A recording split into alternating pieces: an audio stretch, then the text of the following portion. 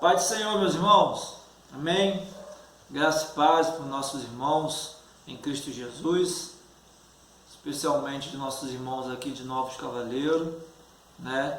Que é o nosso principal alvo em estar fazendo essa videoaula aí, tá? E os demais irmãos que terão acesso a esse videoaula aí, também espero que possa estar contribuindo para o conhecimento, ou só para renovar, para voltar a lembrar aquilo que os irmãos já sabem, amém? Os irmãos aí que já são estudiosos da palavra de Deus, então um assunto já muitas vezes escutado por nós, estudado e aprendido, mas é bom sempre estar lembrando esses assuntos, ainda mais nesse período, quando se trata de assunto de fé, de homens que tiveram suas experiências lá naqueles tempos, onde a Bíblia nos narra suas histórias, mas semelhante passamos em dificuldades também nos tempos atuais, e devemos nos comportar da mesma maneira, né, mediante ao nosso Deus, com fé, e sempre crendo que Deus nos dará livramento e escape, né? Espero que meus irmãos e irmãs estejam bem, em nome de Jesus, mas mediante a qualquer luta e dificuldade que estiver passando, fique tranquilo, é passageiro, tá? E Deus nos dará a vitória, e o lugar onde não haverá mais sofrimento não é aqui, irmãos, é só no céu, tá? Enquanto estivermos aqui na terra, haverá luta, sofrimento, dores, mas o Senhor, contudo, nos alivia, nos alegra e acalma o nosso coração, amém? Então estamos aí, mais uma aula, né, da nossa revista, da editora Betel, né, na escola dominical, e o título que estaremos abordando nessa lição de número 6, 9 de agosto de 2020, é o seguinte título: usando a fé diante dos confrontos, né? A nossa base estará no livro de 1 Reis, que é no texto de referência, onde vai nos narrar a história de Elias, né? Do profeta Elias, em um período onde o povo de Israel mergulhado na idolatria, afastado, né, da vontade de Deus. Então vamos lá para o nosso texto de referência, irmão. Texto áureo. Então caiu o fogo do Senhor e consumiu o holocausto, e a lenha e as pedras e o pó, e ainda lambeu a água que estava no rego. 1 Reis, capítulo 18, versículo 38. Verdade aplicada. Nos momentos mais difíceis, aprendemos que a vitória está em crer, obedecer e esperar no Senhor. Amém? Os objetivos da nossa lição, irmãos, são esses: ensinar que o Senhor tem métodos peculiares de agir, né? Por ele ser um Deus e ser esse ser supremo, nem sempre o agir de Deus vai ser conforme nós entendemos e conhecemos aqui dos meios naturais, né? Mas Deus, ele sempre, o caminho dele será muito, muito maior do que os nossos caminhos, né? Segundo objetivo, mostrar que a misericórdia divina sempre nos socorre, né? Ai de nós se não fosse a misericórdia, a graça de nosso Deus sobre nossas vidas, né, irmãos? Então até aqui nos ajudou o Senhor. E o terceiro objetivo é apresentar que Deus responde com fogo, né? Nosso Deus é um Deus, sim, de misericórdia e amor, mas é um Deus de fogo consumidor, amém?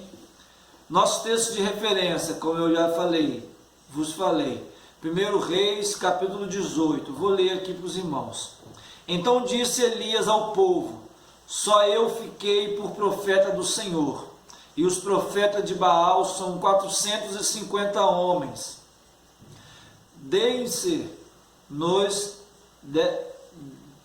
pois, 2 bezerros, e eles escolheram para si um dos bezerros, e o dividiam em pedaços, e o ponham sobre a lenha, porém não lhe metam fogo, e eu prepararei o outro bezerro, e o porei sobre a lenha, e não lhe meterei fogo.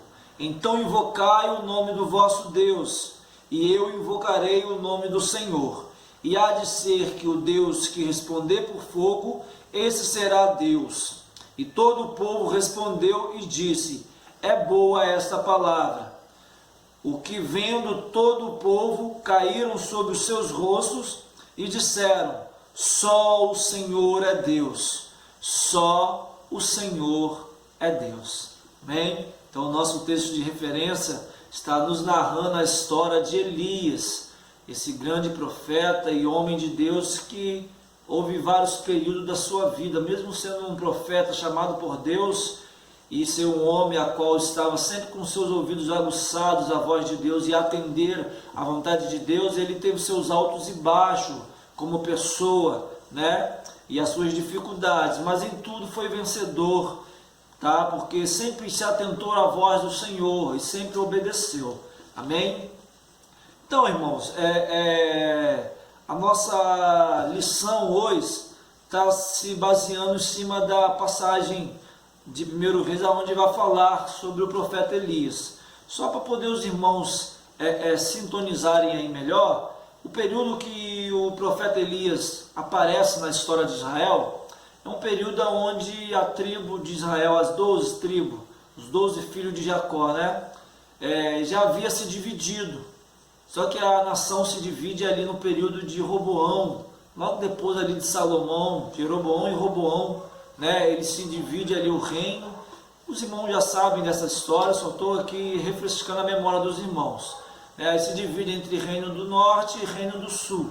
As 10 tribos vão para o reino do norte e as 2 tribos, que é Judá e Benjamim, ficam na tribo do sul. Então é mais ou menos nesse período aí, que é um pouco mais à frente, que vem o profeta Elias aparecer no cenário de Israel, mas só lembrando que Israel estava mergulhado na idolatria, porque Israel é uma nação, sim, chamada por Deus. Deus havia feito muitos concertos e pactos com a nação, mas era uma nação difícil de conseguir se firmar, de ser fiel a Deus. Então, vira e mexe, Israel se inclinava à adoração a deuses estranhos. E muitas vezes povos estranhos entravam dentro da nação de Israel e consigo trazia suas idolatrias. A gente vê Salomão, trazendo consigo as mulheres de fora, e junto com as mulheres vê as idolatrias, e o povo sempre se inclinava a adorar deuses estranhos.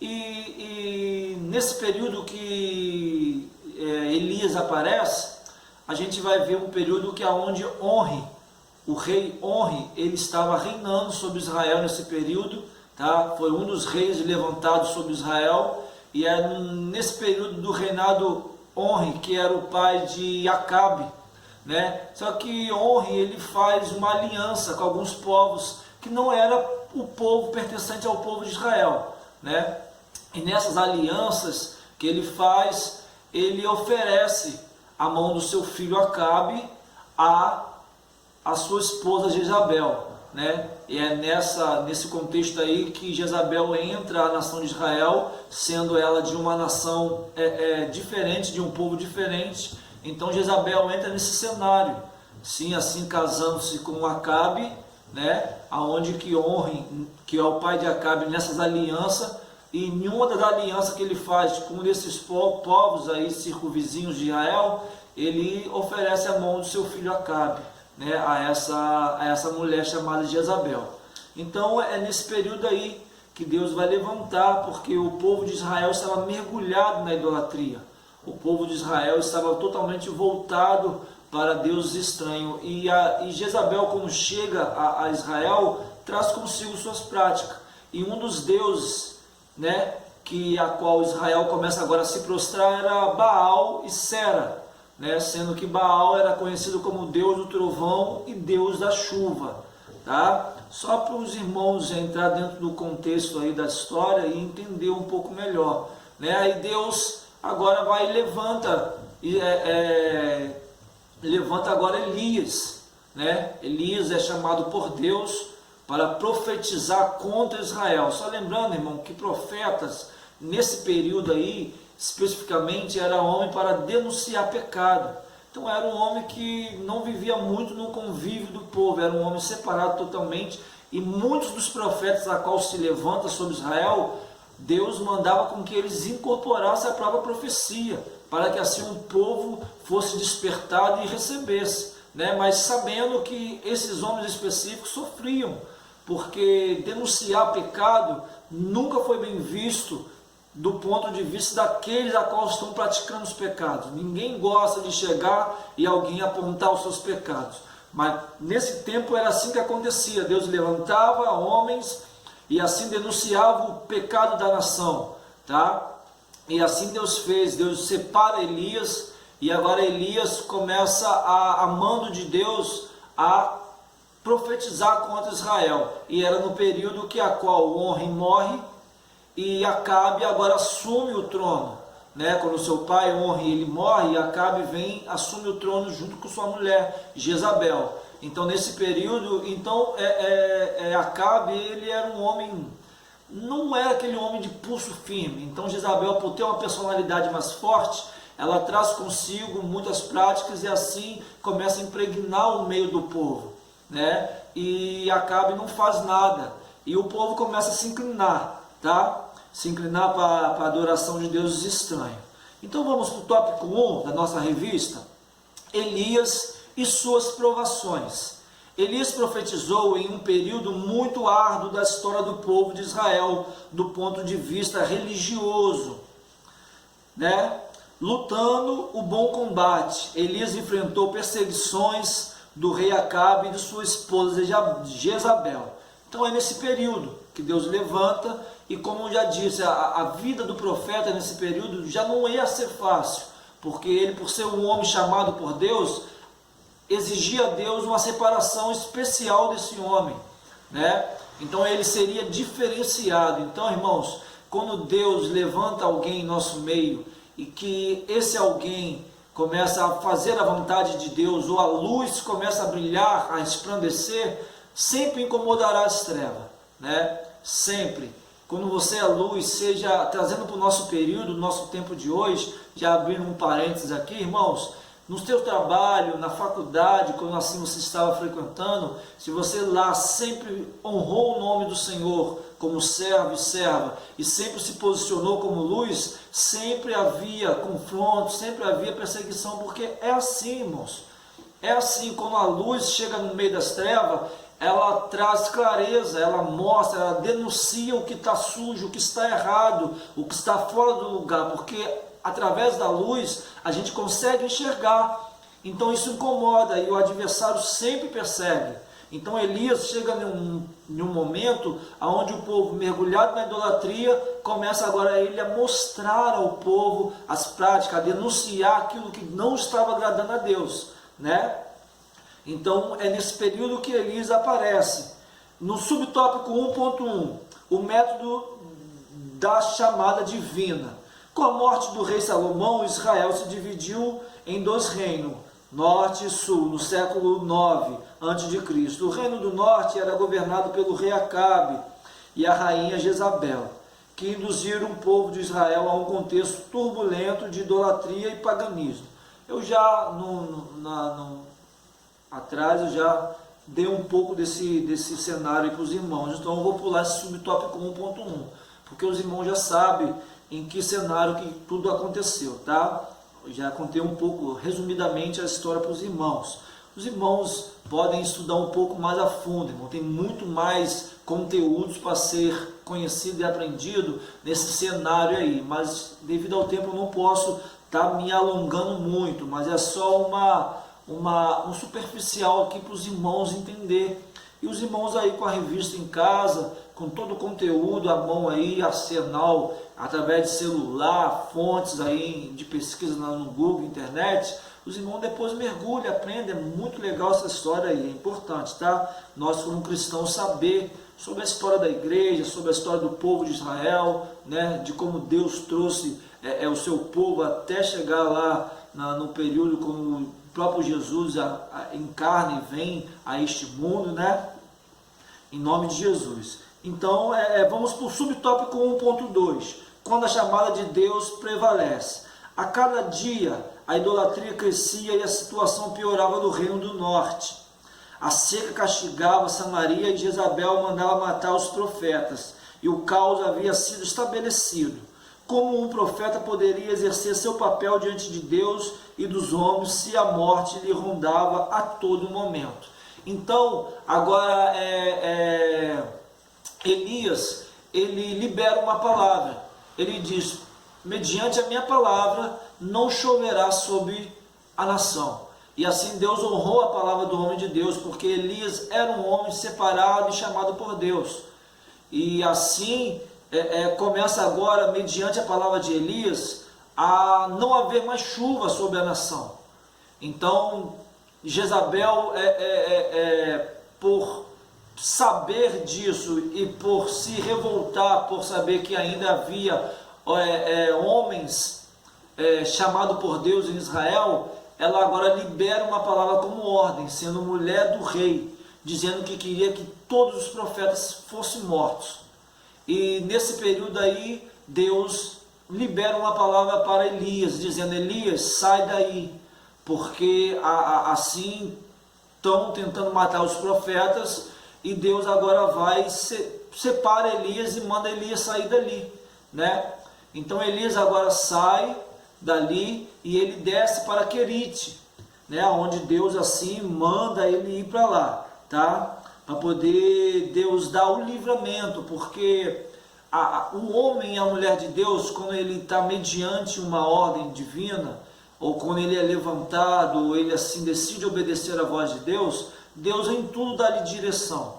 Mesmo a um caos começando a se estabelecer devido à sequidão que estava vindo sobre a terra, e assim mortes acontecendo por ordem de uma rainha maligna, direcionada pelo diabo, perseguindo aqueles que ainda se mantinham fiéis ao Deus, né, vivo de Israel. Então, mesmo assim, Elias soube ouvir a voz de Deus. Ele não se precipita em seu coração em tomar decisões, né, mesmo nesse cenário aí iniciando a um caos, mas ele assim atenta-se à voz de Deus e escuta a voz de Deus. E assim ele sai daquele cenário e vai para um lugar mais reservado, por atentar-se e ouvir a voz de Deus. Então, homem e mulher de Deus, eles nunca tomam decisão precipitadas, eles nunca agem pelo fulgor ou pelo ardor do momento que está acontecendo, mas ele para, ele ora e ele se atenta à voz de Deus, e ele toma a direção a qual Deus ali lhe der, tá? Então, meu irmão e minha irmã, seja qual for o período, ou não sei qual a circunstância que possam estar atravessando, é momento de parar, é momento de dobrar o joelho, de ouvir a voz de Deus, de pedir a Deus uma direção. Não deixe com que as situações façam com que tomamos decisões precipitadas, porque quando nós decidimos a tomar uma decisão sem ouvir a voz de Deus, nós devemos entender que as consequências daquilo que tomamos decisão, devemos também recebermos elas e entendermos que Deus não tem nada a ver com isso, porque tomamos decisão precipitada própria. Então, quando ouvimos a voz de Deus, Deus nos garante tudo aquilo mediante a qual Ele nos direcionou, tá bom? Subtópico 1.3, os métodos peculiares de Deus. Após profetizar que nem orvalho nem chuva viria sobre Israel, segundo as suas palavras, para fugir dos ataques do rei Acabe, Elias é forçado a uma imigração solitária. Ele se estabelece junto ao ribeiro de Queribe, tá? Milagrosamente foi alimentado por corvos. Entendeu, irmãos? Por que devemos sempre estar atento à voz de Deus? Por isso, o que Deus fala com Elias mediante esse cenário, onde estava havendo morte e seca? Deus dá uma ordem a ele, sai daí, desce. E Deus provavelmente nesse comando a qual ele liberou a Elias, Deus direciona ele no lugar certo. E agora Deus manda ele se estabelecer em Queribe. E ali havia um rio, e assim Deus, com o seu jeito peculiar de agir, não age de uma forma normal, como de repente Elias esperava que Deus agisse, mas Deus usa quem? Deus usa os animais, o corvo, para alimentar o homem de Deus. Então, irmãos, muitas vezes Deus vai agir de maneira que nós não vamos compreender, mas não precisa compreender não, irmãos, é só obedecer e aceitar a vontade de Deus e o cuidado de Deus para mim, para a sua vida, porque Deus cuida. Deus é o único que cuida. E mesmo nós, quando atravessamos alguns períodos da vida que a gente não compreende, é melhor se calar. Vamos questionar quem é o dono e o conhecedor de todas as coisas. É melhor calar-nos e esperar Deus nos esclarecer, se assim Ele quiser, nos fazer entender, né? Então agora Elias está ali em Queribe e Deus agora usa os corvos para alimentá-lo e ele começa ali a ter água para se saciar sua sede. Então as necessidades básicas que Elias estava tendo, Deus assim estava saciando. Irmão, servo do Senhor e serva do Senhor, não precisa de exagero das coisas não.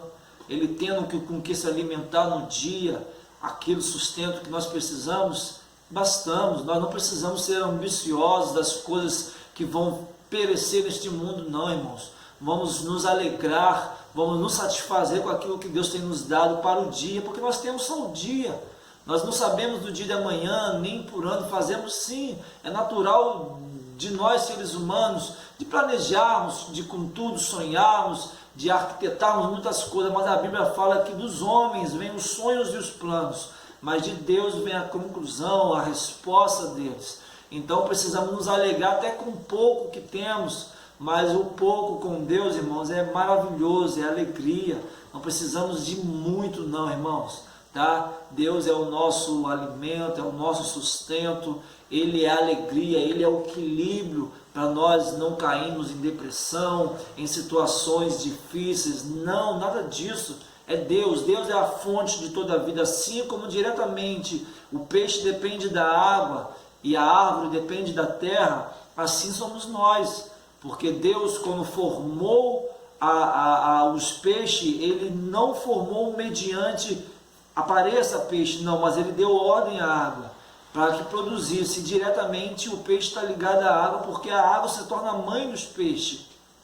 E assim como Deus não liberou palavra para nos formar, Ele disse, haja o homem, não, Ele desce, forma o boneco e assim sopra em nossas narinas. Então o que há dentro de nós é o que é vindo de Deus, né? Então assim dependemos de estarmos em Deus, né? Que é a videira verdadeira, é Deus. Então precisamos estar nele para termos o equilíbrio da vida, para termos toda a paz, tranquilidade. Não é a paz e nem a tranquilidade, nem a alegria, não é mediante as conquistas, nem as coisas, porque a vida é feita de alto e baixo, de conquistas, de derrotas e de muitas vezes de perdas, de dores, mas em Deus, mesmo em meio à dor, temos o alívio para a dor, mesmo em meio às guerras, em Deus temos a verdadeira paz, mesmo em tempo de tempestade, em Deus temos a verdadeira alegria que vem do Espírito de Deus. Então precisamos sempre estar, né, satisfeitos com aquilo que Deus tem feito e providenciado para mim e para a sua vida. Então Elias estava satisfeito, porque Deus estava assim sustentando, guardando a sua vida e o protegendo de coisas que poderia lhe afetar, tá? Mas tudo isso por intermédio da obediência e da fé, porque ele ouviu a voz de Deus e acreditou, ele teve fé, ele creu que a voz de Deus lhe direcionando, sim, daria tudo certo e aconteceria de forma firme, porque Deus não é homem para que minta. Então Elias, ele é um homem de fé, ele era um homem de fé naquele tempo, e a fé precisa estar sempre permeando o meu e o teu coração, para que a gente possa continuar crendo, acreditando nas providências de Deus e que as coisas que estão nos sobrevindo é passageira, né? Então precisamos sempre sustentarmos e alimentarmos a nossa fé em Deus. Tópico 2. Deus contava com Elias. Elias foi um homem que obedeceu a Deus em diversas situações.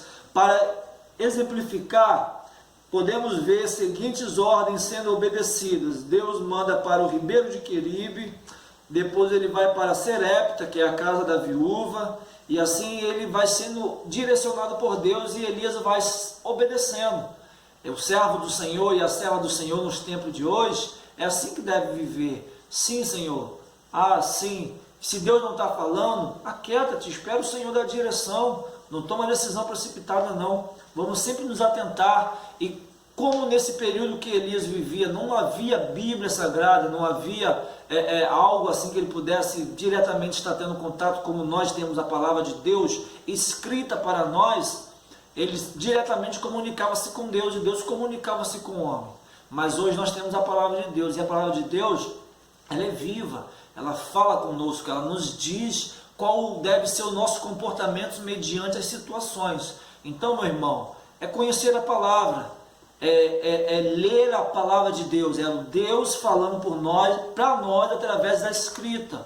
Então ali tem toda a direção que eu e você precisamos a tomar nos tempos, nas decisões, nas circunstâncias que estivermos atravessando, né? Então, leia a palavra de Deus, aprenda da palavra de Deus, que assim você estará sabendo qual é a direção que Deus quer que você tome mediante a tua palavra. E se em específico Deus quiser falar com você, Ele vai falar e você vai compreender a voz dEle, porque a voz de Deus, ninguém fica sem saber, será que foi? Não, Deus fala conosco de forma convicta e que não causa nenhuma confusão e é clara, para que nós possamos compreender, tá bom? Subtópico 2.1, Deus, um profeta e uma pobre viúva. Então agora Deus faz com que Elias se levante de Queribe e desça, né, até Serepta, ali a casa da viúva. Mas antes que Elias fosse para lá, Deus já havia falado com a viúva, que haveria de chegar um homem lá e assim confirmaria com ela. E assim aconteceu. Elias desce a Serepta, né, a casa da viúva ali, sendo que o cenário da viúva não era um cenário muito bom, porque devido à seca que estava acontecendo sobre toda a região, ela estava consigo só o seu filho e os últimos alimentos, esperando a morte. E sendo uma mulher não da nação israelita, não tinha o próprio Deus de Israel como seu próprio Deus, mas de alguma forma ela conseguiu ali entender e ouvir a voz de Deus e passou a conhecer também o Deus de Israel. E Elias, quando se apresenta a ela tem como confirmação aquilo que havia sido lhe falado, e ela assim recebe o homem de Deus. Mas antes de recebê-lo, ela diz a ele, como que irei te alimentar se só tenho um bocado de azeite de farinha em minha casa? Então assim o profeta libera a palavra para aquela mulher e fala com ela que não há de faltar a farinha da panela, o azeite, Deus multiplicaria. Então, meu irmão, mesmo em tempos difíceis, trazendo para a nossa realidade, fique tranquilo que Deus não está atrasado não, tá, minha irmã, meu irmão? Deus está no tempo dele, e o tempo de Deus não é o meu tempo e o seu tempo, mas Deus tem o tempo dele de agir. A Bíblia fala que há tempo de nascer, tempo de morrer, tempo de plantar e tempo de colher, né, aquilo que plantou. Então o tempo de Deus é diferente, porque Ele é Senhor do tempo. Nós somos mordomo do tempo, ganhamos a porção e administramos ela diariamente. E Deus é Senhor, então Deus não se encaixa dentro do nosso tempo. Ainda que para você pareça que está demorando, Deus está no tempo dele. E Ele vai agir, porque Ele nunca deixou um fiel servo desamparado. Amém? Subtópico 2.2. Na crise, a viúva de Serepta foi bênção para Elias. Então, em tempos difíceis, precisamos ser bênção, irmão. Não vamos levar notícias ruins aos ouvidos dos nossos irmãos e irmãs, não. Mas seja uma bênção, seja uma ferramenta de Deus na vida dessa e desse que você atravessar o caminho, para abençoar, para liberar a palavra de vitória, para ajudar, né, através da fé, porque é um tempo que pessoas têm se abatido com as notícias, têm abrido as suas portas através da televisão, assim podemos dizer, para ser massacrados só por notícias ruins, né? Mas nós, como servos e servas do Senhor, precisamos trazer à memória aquilo que nos traz esperança e levarmos adiante para ao nosso derredor, as pessoas que estão, também esperança, né? Palavra de certeza, de vitória, e não incerteza, e não dúvida, não, mas de fé. Então, meu irmão, seja bênção, assim como essa mulher foi bênção na vida do profeta Elias, e Elias foi bênção na vida dela, sendo canal de Deus, assim seja você, na vida daquele que estiver perto da sua casa, para que você possa abençoar e ser usado por Deus. Amém? Subtópico 2.3. Na crise, Elias foi bênção para a viúva de Serepta. Nós já falamos um pouco sobre isso aqui. Estou correndo por causa do tempo, tá, irmãos? Tópico 3. Elias se apresenta e lança um desafio. Então agora, irmãos, Elias volta novamente, né, ao reino do norte, onde o rei Acabe está ali, junto com sua esposa Jezabel, e direcionado por Deus, agora ele vai desafiar, porque lembramos que agora a nação de Israel estava adorando a quem? A Baal e a Sera, que Baal era simbolizado como o deus da chuva e do trovão, mas sendo que o deus do trovão e da chuva estava sem permitir chover, mas na verdade era Deus mostrando quem era Deus na verdade, e que não havia Deus além dele sobre a nação de Israel. Então Deus estava ali humilhando e mostrando para a nação que não havia Deus nenhum além dele, ele era o único Deus de Israel. Então Deus agora faz com que Elias volte, né, até o reino do norte, e assim ele desafia os 450 profetas de Baal. E os irmãos conhecem a história, não vou nem narrar aqui, mas eu vou aqui enfatizar como Deus honra o teu nome na vida daqueles que é fiel ao Senhor. Então o povo no final de tudo aquilo ali que aconteceu, de Deus responder com fogo, destruir todo o altar ali, através do fogo, secar a água. E só uma coisa interessante, quando os profetas de Baal estavam clamando a Baal, eles botaram só 10 pedras. Então Elias agora, depois de todo esse cenário ali, que a gente sabe que aconteceu, que ele desafia os profetas e assim Deus honra, e ele põe as 12 tribos, porque Deus de Israel é Deus das 12 tribos, ainda que a nação estivesse dividida, mas o Deus de Israel era o Deus das 12 tribos. Amém? E Deus responde com fogo, mostrando que Ele é o Senhor. E ali todos reconheceram que só o Senhor é Deus. E assim mataram os profetas, e Deus voltou a glorificar o seu nome no meio da nação de Israel. Tá?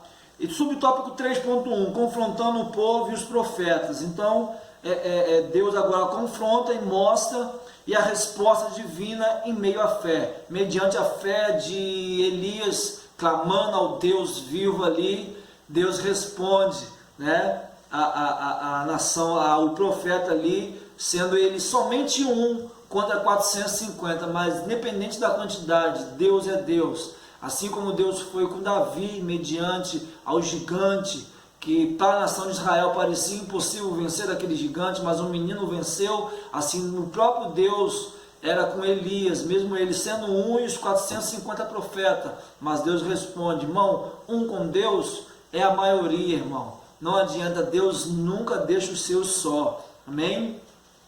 O altar restaurado e a glória de Deus é a abundante chuva. Então depois disso, o profeta libera a palavra mediante a ordem de Deus, e Deus faz com que volte a chuva novamente, e a terra floresce, e todo o povo volta a ser abençoado. Mas Deus envergonha aqueles profetas de Baal, e assim os mata, e volta a glorificar o seu nome em meio à nação de Israel. Conclusão, vencer as provações é uma prerrogativa dos verdadeiros adoradores. A vitória de Elias comprovou que de fato o Senhor é Deus, todo-poderoso e, portanto, merecedor de toda adoração. Ele luta e vence todas as nossas batalhas. Amém, irmão? As portas do inferno não prevalecerão contra a igreja do Senhor. E a igreja do Senhor sou eu e você. Se tivermos dentro da palavra de Deus, em obediência e atento à voz de Deus, ainda que as circunstâncias venham, nos comportaremos de forma certa, a qual agradaremos ao Senhor, e Deus responderá às nossas orações. Amém? Seja com fogo, seja com chuva, seja com providência, porque o mesmo Deus que respondeu a Elias, ele não mudou. É o mesmo Deus que me responde e que atende à oração de um justo. Amém? Que Deus vos abençoe dos altos céus, minha irmã, meu irmão. Eu não sei o dia nem a hora que estará vendo esse vídeo, mas espero que Deus abençoe a sua vida, em nome de Jesus. Até uma próxima, permitindo Deus, talvez ali no templo, podendo estudarmos e voltarmos juntamente. Amém? Mas contudo, damos glória e damos graça ao Senhor também por esse período que estamos atravessando. A paz do Senhor, um abraço forte para meus irmãos e irmãs, e saudade de vocês, tá bom? Um beijo, fique com Deus. Amém.